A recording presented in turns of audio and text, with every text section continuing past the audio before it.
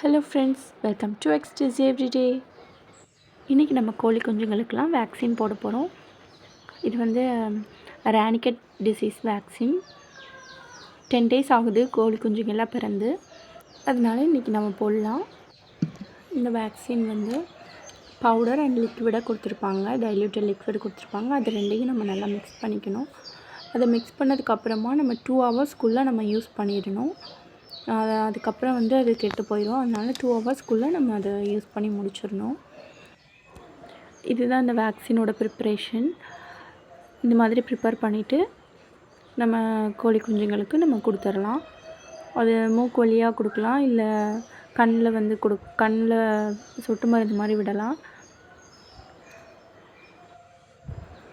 இது வந்து 200 dose கொடுக்கலாம் அப்படின்னு போட்டிருக்காங்க பாருங்கள். இது பல்காக கோழி குஞ்சு வச்சு வளர்க்குறவங்களுக்கு ரொம்ப யூஸ்ஃபுல்லாக இருக்கும். நம்ம வந்து 5 கோழி குஞ்சு தான் வச்சுருக்கோம். மிச்ச மருந்தெல்லாம் வீணாக தான் போகும். இது நம்ம வச்சிருந்து யூஸ் பண்ண முடியாது. கோழி குஞ்சுங்களுக்கு உடனடியாக கொடுத்துட்டு அதை வந்து நம்ம டிஸ்போஸ் தான் பண்ணணும். அவ்வளோ பாக்டீரியாஸ் இருக்கும் அதில்.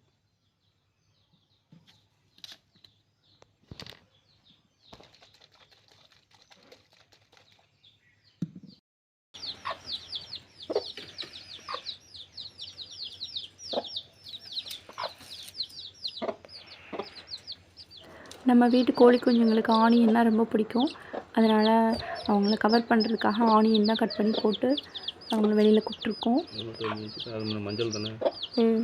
இப்போ வந்து ஒரு கோழி குஞ்சுக்காக நம்ம மருந்து கொடுத்துடலாம்.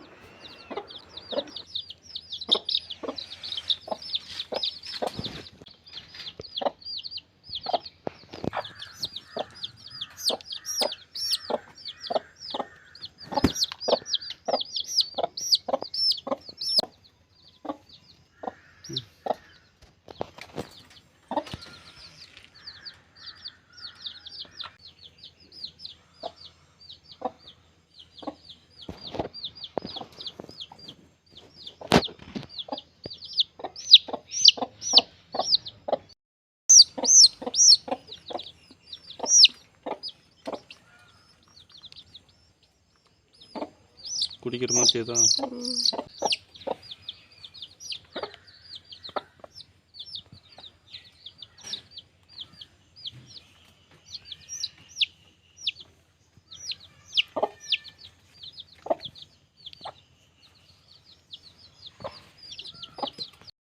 அவ்வளோதான், நம்ம 5 கோழி குஞ்சுங்களுக்கும் வேக்சின் போட்டு முடிச்சிட்டோம். கோழிக்கு வந்து அப்பப்போ கொடுக்குற ஃபுட்டு, வேக்சின், அதோட க்ரோத் வீடியோஸ் நான் அப்பப்போ அப்லோட் பண்ணுறேன்.